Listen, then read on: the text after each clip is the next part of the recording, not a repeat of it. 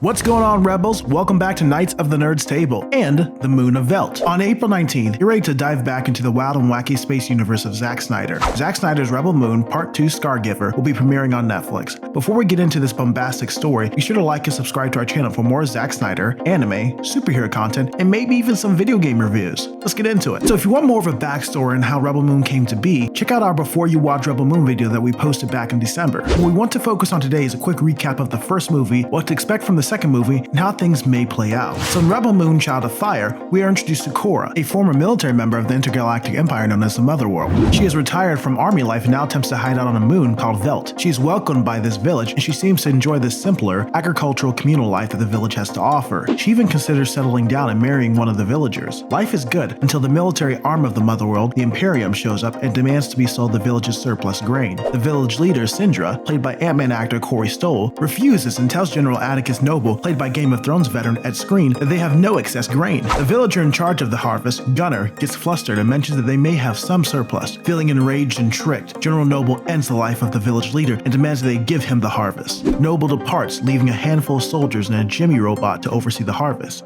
Jimmy, played by the Honorable Sir Anthony Hopkins, is a war robot that has lost the will to fight after the royal family of the Motherworld was slain. After being harassed by a peer, Jimmy starts to become more independent. One night, Korra saves a village girl from being violated by a soldier of the Motherworld. The village of Velt finally realizes that the Motherworld cannot be reasoned with, so Korra takes Gunnar to go on a Seven Samurai-like adventure to recruit a team to defend the moon. While on the way, Korra tells Gunnar her full backstory. Korra was only 9 years old when her plan was attacked by the Imperium. During the attack, her whole family died, but a soldier named Bosarius took pity on her and adopted her. He renamed her Arthelius and trained her as a member of the Imperium. As time went on, she became so accomplished as a warrior that she became a royal bodyguard for the Princess Issa. The royal family, along with Princess Issa, were unfortunately assassinated, and Bosarius took over as regent in the wake of their passing. Korra escaped and eventually made it over to Velt to start over. Gunnar and Korra arrive at a port city called Providence to search for a potential recruit, former Imperium General Titus. They do receive such info on his whereabouts, but Gunnar is given an indecent proposal at a local bar. This turns into a blaster fight in which they are assisted by a smuggler named Kai, played by Charlie Hunnam. They're a bit suspicious, but they agree to pay him a small fee, then recruit a beast tamer called Tarak. One problem,